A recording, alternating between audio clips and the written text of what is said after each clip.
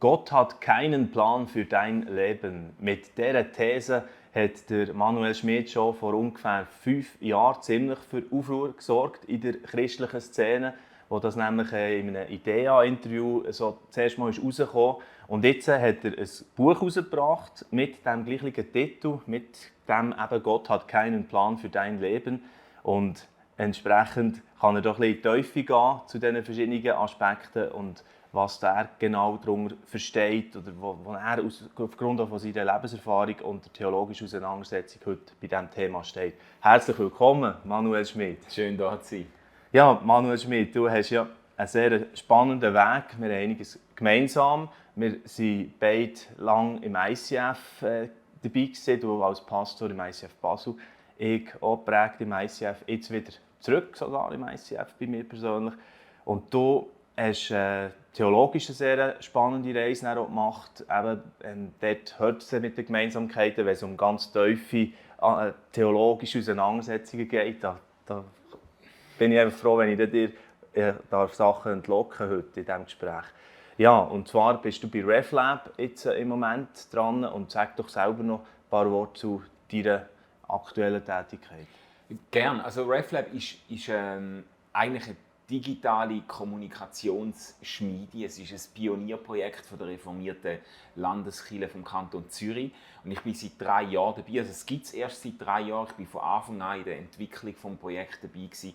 Und wir machen vor allem Podcasts, verschiedene Formate, Blogbeiträge und Videos, YouTube-Videos und dann das Ganze auch im Social-Media-Auftritt reflektiert. Die Idee dahinter ist, mit Menschen über Themen von Glauben, Religion, Gesellschaft, Ethik und so ins Gespräch kommen, die nie in einem Gottesdienst aufkreuzen, die von der Kirche, von der traditionellen Kirche überhaupt nicht erreicht oder angesprochen werden.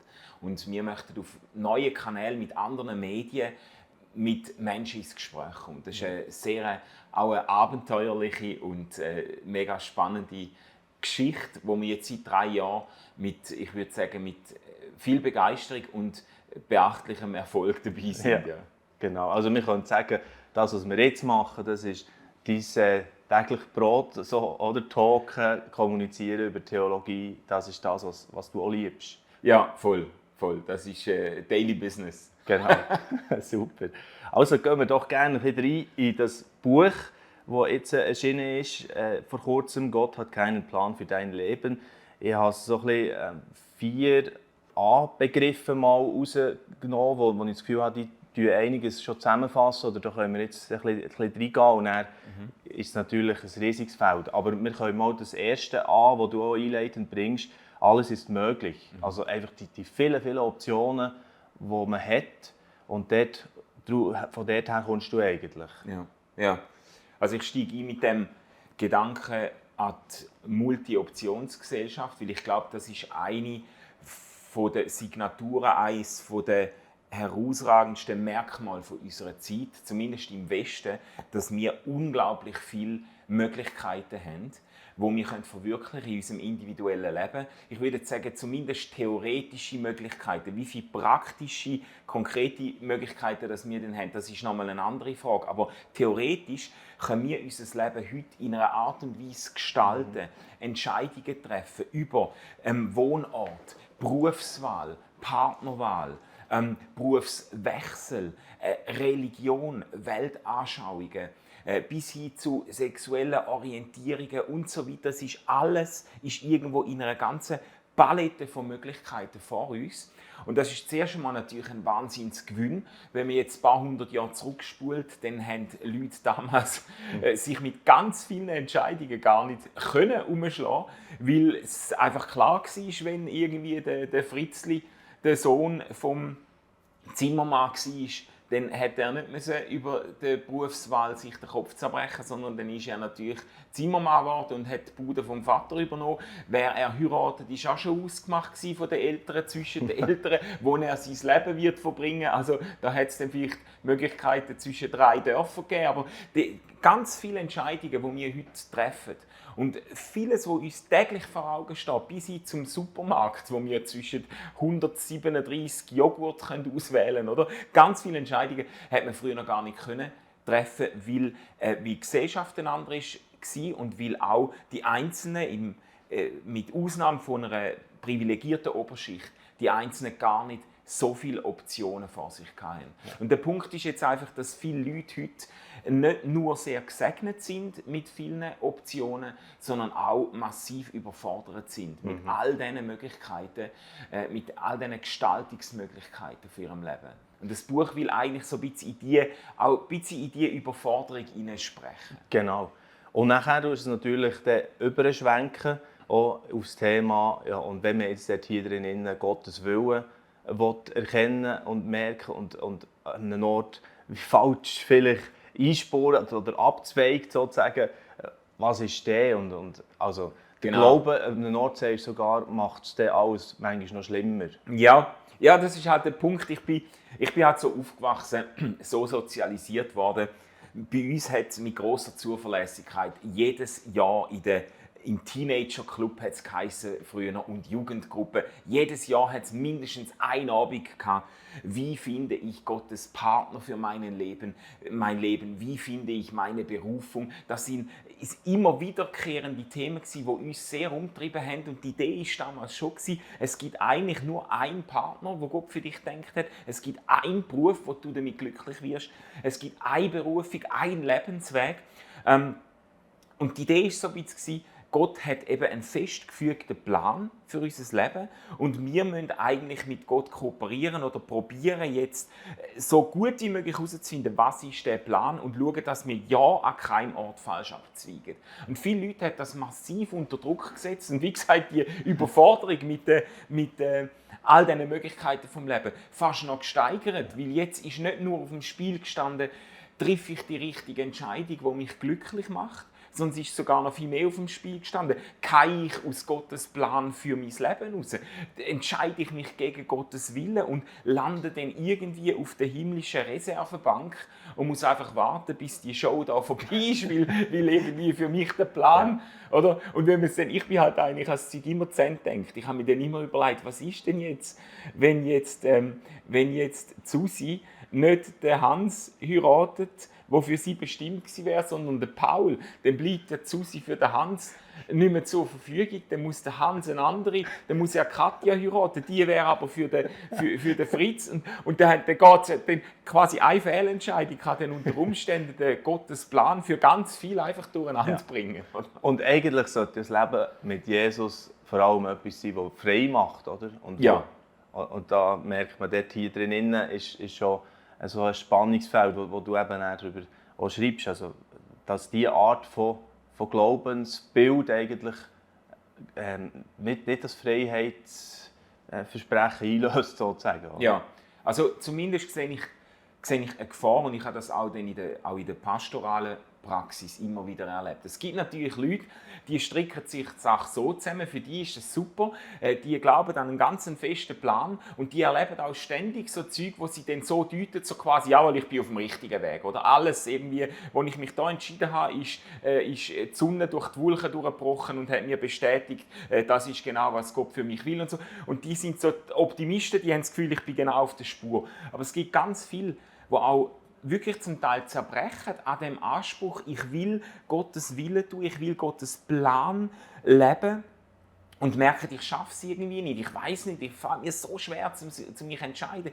Ich weiss Leute, die jahrelang nicht geheiratet haben, in einer Freundschaft waren, 5, 6, 7 Jahre, einfach weil sie sich nicht 100% sicher waren, ob das Gottes Partner für sie ist, und wo sich wirklich zermartert auf dieser Suche nach dem einen richtigen Weg. Und ich will, sage jetzt mal, ein Wort von der, das hast du schön gesagt, ein Wort von der Freiheit sprechen und sagen, hey, lehne ein bisschen zurück und fühl dich frei, dich zu entscheiden. Es sind ganz verschiedene Wege offen und Gott ist auch bereit, dich auf den verschiedensten Wegen zu begleiten und deine Geschichte zu einem guten Ende zu erzählen. Ja, das führt mich eigentlich schon zum zweiten an, wo nachher kommt mit Abenteuer, wo du darüber schreibst, eben, Gott ist ein Gott, der etwas riskiert, der hier bereit war, ja, auch selber das Abenteuer einzugehen. Oder? Ja. Also ist das vielleicht schon in Gott in und Ja. jetzt sehen wir es in uns innen eben auch immer wieder. Und das ist nicht etwas, wo wir eben müssen, du hast es jetzt schön beschrieben, verzweifelt auf die Suche machen nach, jetzt bin ich noch, laufe ich noch in dem genau Richtigen, sondern er kommt auch dort mit, oder wie du es hier schreibst, schon im zweiten Titel vom Buch, aber 1000 Möglichkeiten, mit dir ans Ziel zu kommen, hat Gott, oder? Ja, das ist meine feste Überzeugung, die ich gewonnen habe über viele Jahre hinweg, als ich über das nachgedacht habe, dass Gott selber, ich habe ein anderes Buch geschrieben, wo mit dem Titel «Gott ist ein Abenteurer», dass Gott selber in dem Sinne ein Abenteurer ist, dass Gott selber ein Gott ist, der sich auf ein Wagnis einlädt. Und zwar nicht einfach, weil es ihm langweilig ist oder weil er irgendwelche makabren Experimente will durchführen mit der Menschheit, sondern weil Gott zutiefst ein Gott der Liebe ist und ein Gott, der Beziehung sucht. Und Beziehung hat immer etwas Wagnishaftes, hat immer etwas Risikoreiches, hat immer etwas Abenteuerliches.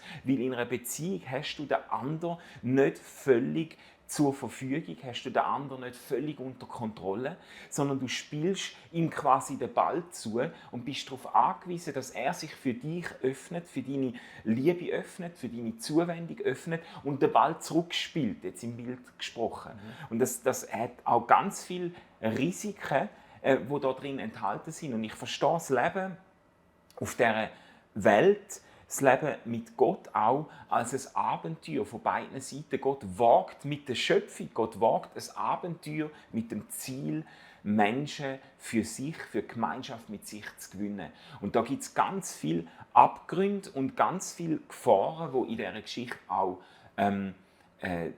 integriert sind. Oder?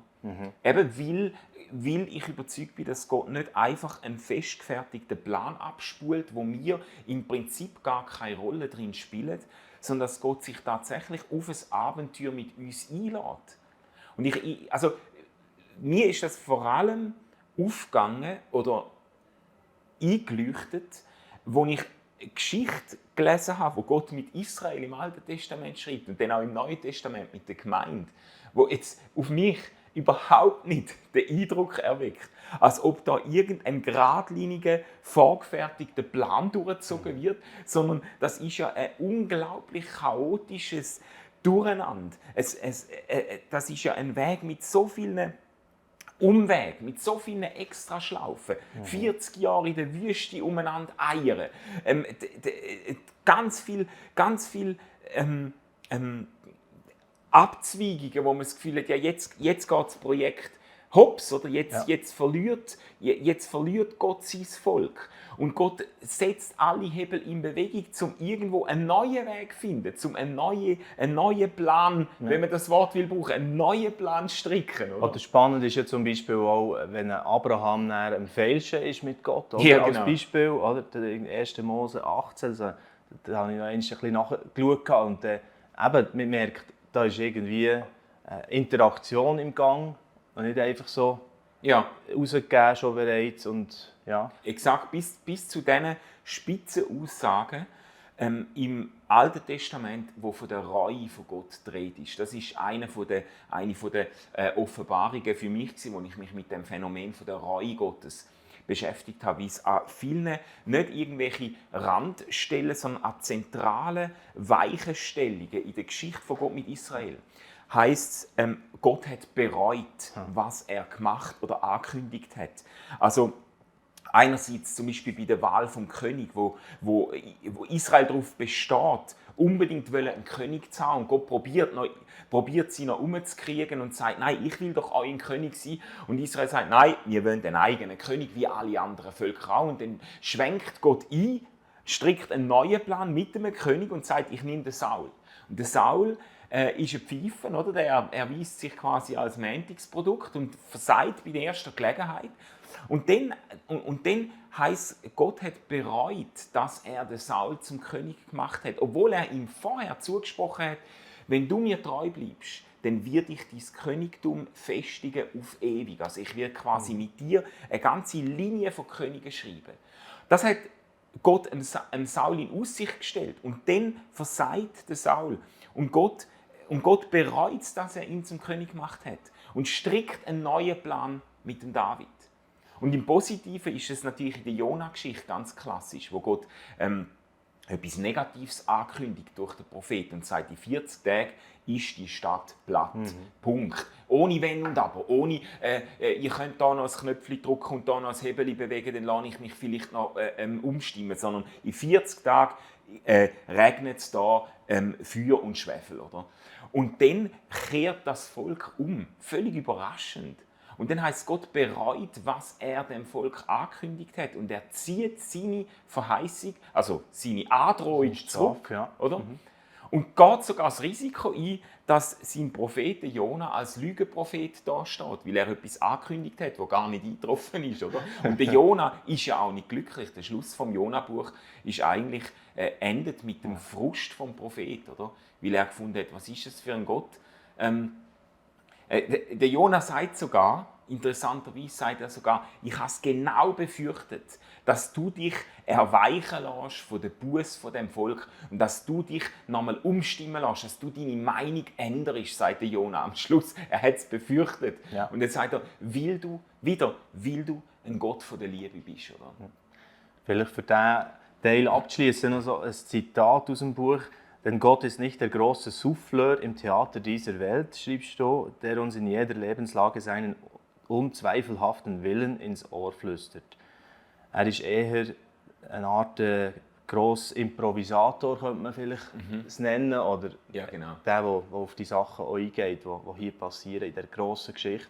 Und das mit der Geschichte finde ich auch spannend, eben im Zusammenhang mit Abenteuer. Das ist übrigens etwas, was wir ein bisschen gemeinsam haben, unsere Faszination auch für Geschichten, Netflix unter anderem. Ja, genau. Ich sehe immer wieder, Manu postet wieder irgendetwas, Stranger Things oder Daredevil, und das drückt natürlich hier im Buch auch durch. Ja.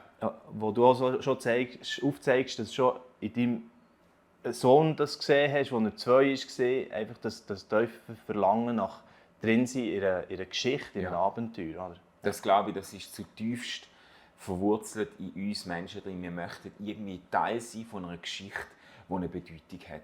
Und nicht nur einfach 9 to 5, nicht nur Berechenbarkeit und Bürgerlichkeit und ein Häuschen mit Doppelgarage und Tomatengärtchen, sondern Teil sein von einer Geschichte, die eine Bedeutung hat. Das ist, glaube ich, das tief verwurzelt. Cool, lass mich zum dritten A übergehen. Das schließt ja immer ein bisschen am anderen an. Nämlich wäre das so das Thema von Allwissenheit. Und das ist ja eigentlich hier jetzt schon ein Teil beantwortet, weil du nämlich auf das Thema eingehst, dass sich mit Gott eben verhandeln lässt. Aber eine These häufig ja ist bei den Christen, Gott ist allwissend, also er weiss schon, was ich als nächstes für einen Schritt mache. Ja, das ist ein Einwand, der quasi auf der Hand liegt und wo sehr, ich würde sagen, auch sehr komplexe philosophische und theologische Fragen nach sich zieht. Oder die Frage, wie denkt man eigentlich Allwissenheit?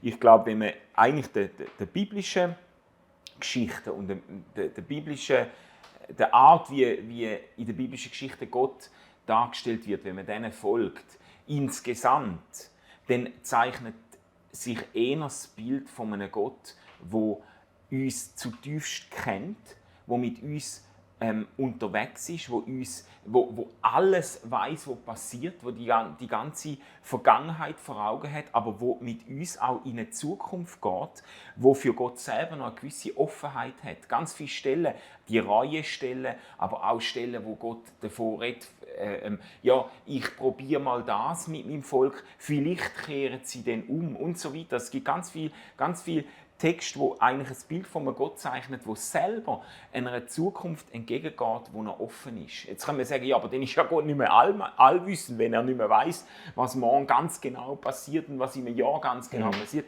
Das kommt darauf an, wie man sich Allwissenheit vorstellt. Und es kommt vor allem darauf an, wie man sich die Zukunft vorstellt. Wie man kann sagen, Gott weiß alles, was der Fall ist. Gott weiß alles, was es zu wissen gibt. Aber die Frage ist, gibt es Zukunft schon zu wissen im Sinne von einem festen Ereignisverlauf? Und es gibt gute Gründe, ich bin dem eingehend nachgegangen, auch in meiner Dissertation, aber jetzt in diesem Buch habe ich es nur angeschnitten. Es gibt gute Gründe, um zu sagen, Zukunft gibt es noch gar nicht. Oder Zukunft gibt es im Sinne von einem Feld mit offenen Möglichkeiten, wo unterschiedliche Wahrscheinlichkeiten haben, dass sie eintreten. Oder? Und Gott kennt natürlich den ganzen Baum von offenen Möglichkeiten, bis in alle Verästelungen hinein, bis in die Billionsten Verästelungen hinein, kennt Gott das ganz genau. Und kennt genau die Wahrscheinlichkeiten, welcher Ast das realisiert wird. Oder? Aber Gott weiß noch nicht jetzt, was tatsächlich realisiert wird in Zukunft. Darum kann Gott in der Bibel immer wieder seiner Überraschung Ausdruck geben. Man kann Gott überraschen, oder? In der Bibel. Und das ist ein bisschen ein anderes Verständnis von Allwissenheit. Das heißt nicht, dass Gott nicht allwissend ist. Ich würde auch sagen, Gott weiß alles, was der Fall ist. Gott weiß alles, was es gibt. Aber die Zukunft gibt es noch nicht als festen Ereignisverlauf, sondern im Sinn von offenen Möglichkeiten. Und so, genau so, kennt Gott die ganze Zukunft. Also ich würde nicht sagen, Gott kennt die Zukunft nicht. Ich würde sagen, Gott kennt die Zukunft genau so, wie sie jetzt ist, nämlich als ein Raum von offenen Möglichkeiten. Wow, hochspannend auch das Thema und eben natürlich jetzt lange ja nicht wirklich erschöpfend diskutiert oder angeschaut. Das ist mir schon klar, auch wenn ich das nächste Wort bringe, da könntest du ohne weiteres 2 Stunden darüber reden, sicher, wenn es um das Wort Allmacht geht, das natürlich sehr Hand in Hand geht mit dem allwissend, allmächtig. Kann Gott alles und hat er ja alles im Griff? Ja. Das kommt ja dann dazu. Genau, das ist quasi die nächste Frage, die das Buch auch provoziert. Oder? Und auch dort würde ich sagen, selbstverständlich würde ich das leidenschaftlich unterschreiben, dass Gott allmächtig ist. Die Frage ist, von was für einer Allmacht reden wir? Wie verstehen wir Allmacht?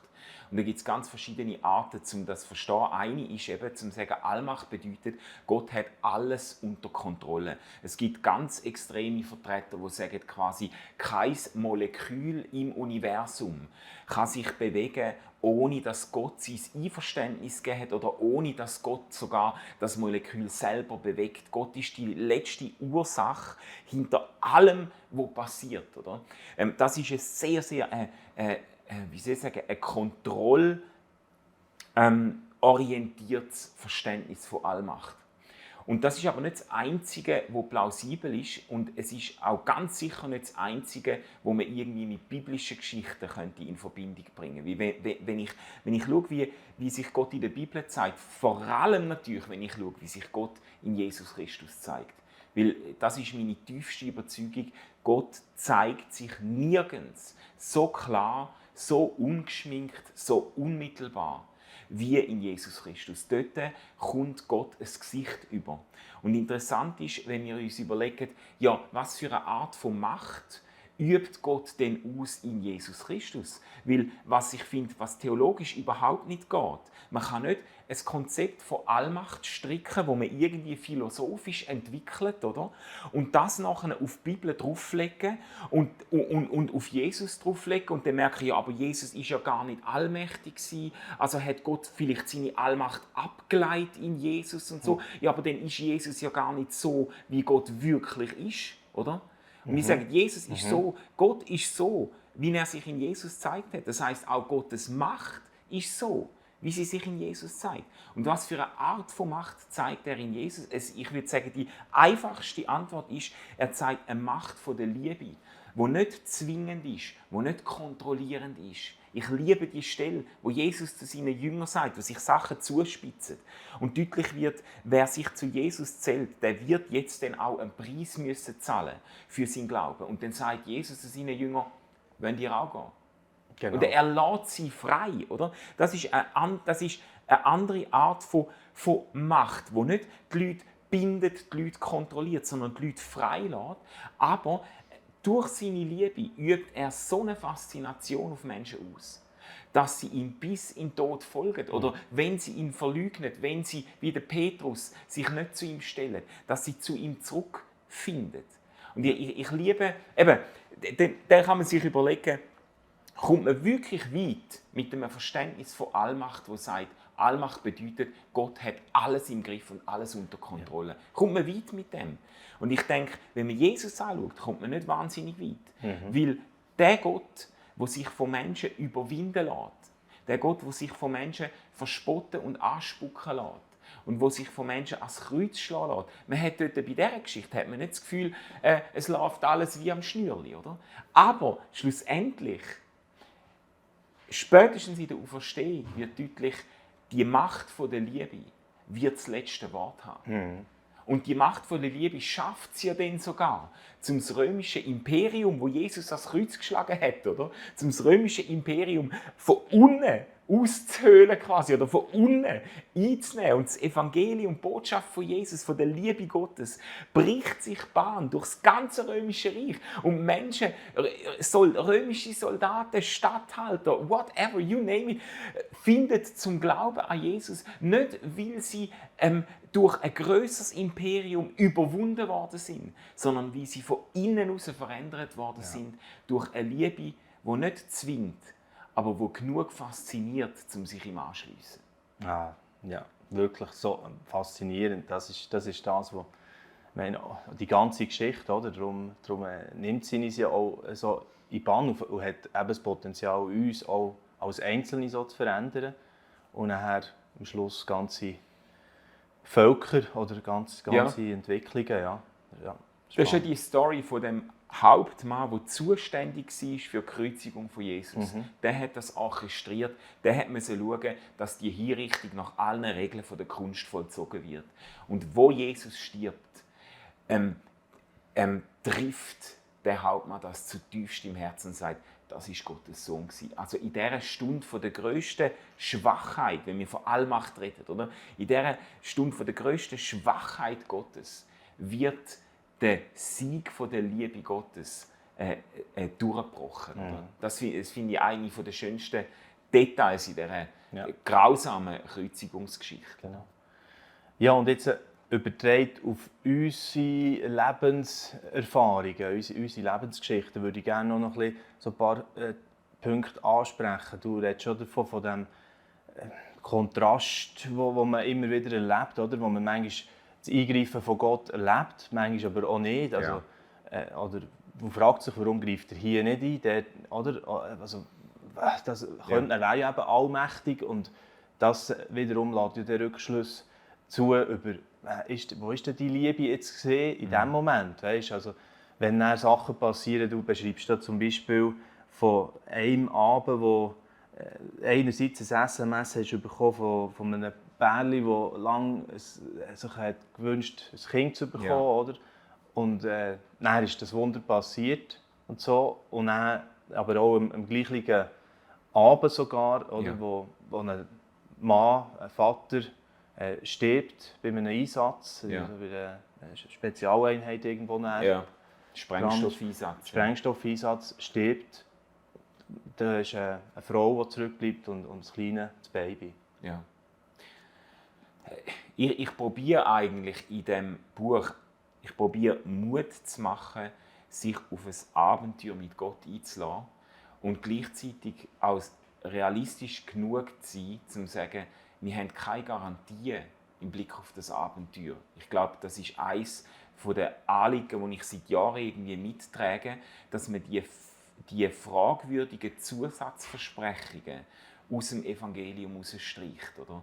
Und ich habe das Gefühl, gerade in den evangelikalen Kreisen neigt man dazu, die Botschaft von Gott, die Botschaft vom Evangelium irgendwie aufzupeppen, zu pimpen mit irgendwelchen Zusatzversprechungen. Glaube an Jesus und dann wird dein Leben Und jetzt kann man einsetzen, was man will, je nach Milieu, wo man sich drin bewegt, dann wird dein Leben einfacher, dann wirst du einen inneren Frieden haben, der dich nie mehr verlässt. Klammerbemerkung, abgesehen von diesen vielen Christen, die in einer Depression in der Klinik landen und ihren inneren Frieden überhaupt nicht mehr finden, Klammer zu, oder? Dann wirst du Erfolg haben in deinem Beruf, dann wird dir alles gelingen, Klammerbemerkung, abgesehen von diesen vielen Christen, die im Konkurs landen, wo fürchterliche Geschichten von Bankrott und Misserfolg erleben, oder? Oder dann wirst du einen Partner für dein Leben finden und ein glückliches Familienleben können führen, Klammerbemerkung, abgesehen von den Christen, die traumatische Scheidungserfahrungen machen oder die Familie durch Schicksalsschläge auseinandergerissen wird. Also man kann dort immer wieder entgegenhalten, ja, aber die Realität deckt doch die Versprechungen gar nicht ab, oder? Und ich plädiere für einen realistischen Zugang, sage ich jetzt mal, zum Glauben, wo sagt, der Glaube macht eine substanzielle Versprechung. Und die betrifft aber nicht etwas, was wir in diesem Leben überkommen vom Glauben, sondern die betrifft jemanden, der uns in diesem Leben und darüber aus nie verlässt. Und das ist schlussendlich, glaube ich, mehr wert und geht tiefer als die Zusatzversprechungen. Aber es ist sicher auch mit Enttäuschungen verbunden. Es gibt viele Christen, die das Gefühl haben, eben, der Glaube ist dazu da, um sie glücklich zu machen oder ihr Leben erleichtern. Und dann, es gibt ja dann auch wieder so, die sind einfach irgendwie gesegnet vom Schicksal oder die sind auf der Sonnenseite vom Leben und die gehen mit deren Überzeugung, sinken die irgendwie mit hunderten lebenssatt ins Grab und haben gesagt, all meine Träume haben sich bewahrheitet. Es gibt ja so Leute, oder? Und es sei ihnen gegönnt, oder? Aber der Punkt ist, es gibt halt ganz viel, bei denen tritt das nicht ein. Und ich glaube, es ist gar nicht Teil vom Deal vom Glauben. Ich höre ja auf bei der Römer 8 Stelle, wo der Paulus sagt, und dort wird das so deutlich, und er sagt, nichts kann uns trennen von der Liebe Gottes. Das ist wieder die Zusage von der Gegenwart und Zuwendung von einer Person. Das macht der Glaube im tiefsten aus. Aber dann sagt er, nichts kann uns trennen, und dann fährt er aufzählen. Angst, Hunger, Verfolgung, alle möglichen Todesarten und so. Und dann sagt er, all das quasi wird uns passieren. Oder? Also er rechnet damit, dass so Sachen aufrichtigen, ernsthaften, gläubigen Menschen widerfahren. Und dann sagt er, der Punkt ist nicht, dass der Glaube uns von diesen Sachen bewahrt, sondern der Punkt ist, dass Gottes Liebe uns durch die Sachen begleitet und das letzte Wort wird haben. Ja, wow. Und ich meine, ganz am Anfang auch von dieser Reise oder auch mit bei dieser Auseinandersetzung und warum das jetzt so ein grosses Thema in deinem Leben geworden ist, Manu, ist ja auch die eigene Familiengeschichte, Ja. oder? Und die habe ich jetzt noch nicht erwähnt. Die kommt natürlich hier auch vor, wo das dir im Extrem erlebt habt als Familie. Wie hart ist das auch jetzt selbst beim Schreiben wieder von diesem Buch noch entscheidend gewesen?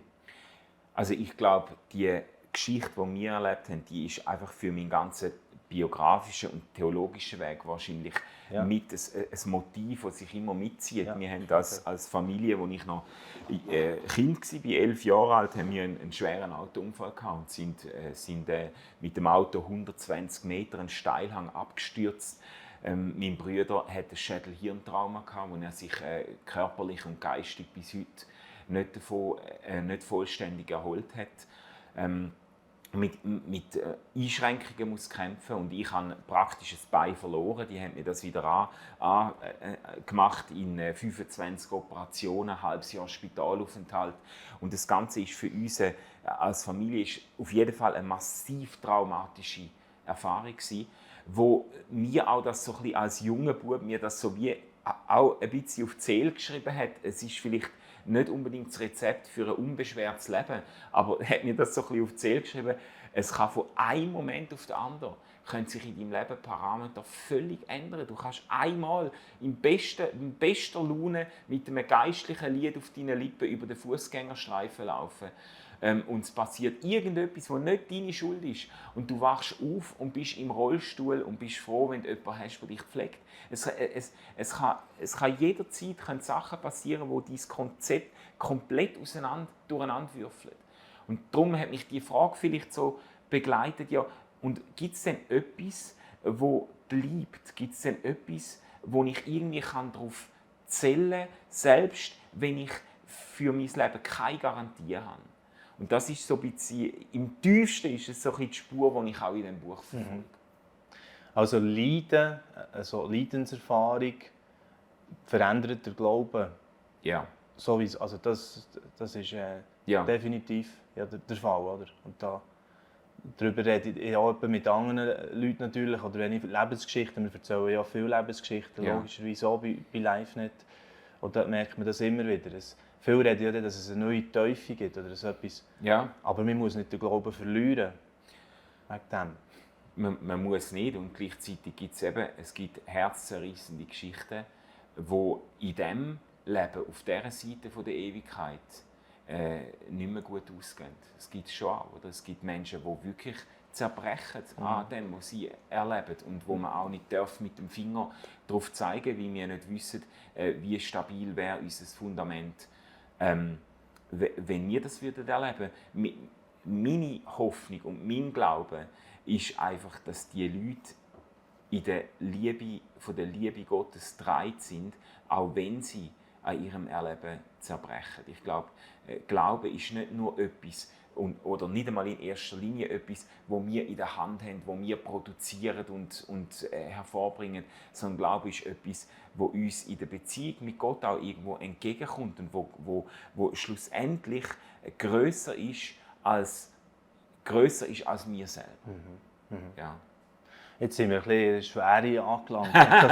zum Schluss. Ja. Es gibt vielleicht ein A, das uns rettet. Oder? Man könnte sagen, alles wird gut. Oder?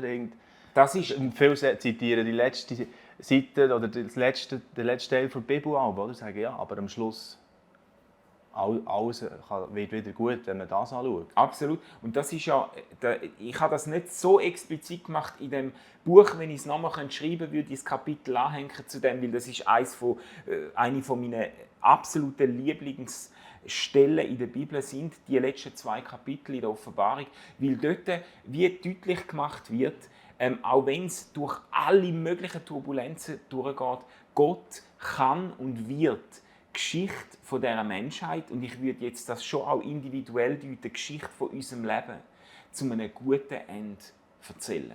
Das ist ja die Szene mit den Tränen, die abgewischt werden, wo Gott quasi wie im Bild jeden Menschen nochmal vor sich stellt und persönlich Tränen abwischt und unsere Geschichte zu einem guten Ende erzählt. In dieser Hoffnung oder in dieser Gewissheit können wir uns auf das Abenteuer mit Gott einlassen.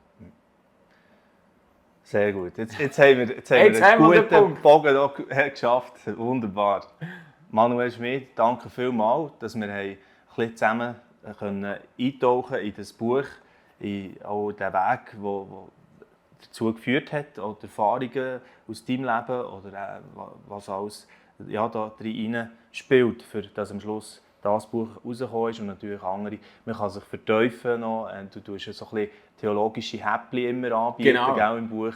Aber wir können natürlich die anderen, dickeren Schinken von dir sonst auch irgendwo noch finden. Gell? Ja, genau. Ich freue mich, weiter zu beobachten, was ihr bei RefLab macht, gell? Wo du jetzt die Leitung übernimmst, oder eine Co-Leitung werdet ihr haben. Genau. Alles Gute und Gottes Segen dort hier auch mit eurem Team. Und merci vielmals noch, dass du hier warst. Sehr gerne, danke vielmals.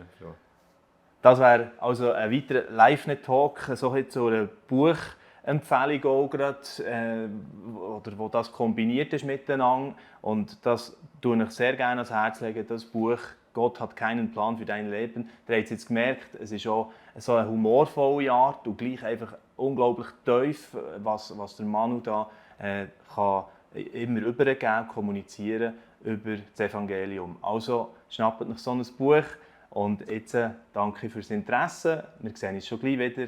Bis dann, tschüss zusammen. Dieses Video ist nur möglich dank freiwilliger Unterstützung der Community. Unser Ziel ist es, täglich ein neues Video zu veröffentlichen.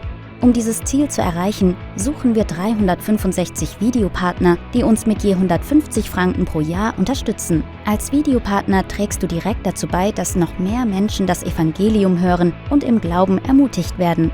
Melde dich jetzt als Videopartner an unter www.livenet.ch/Videopartner.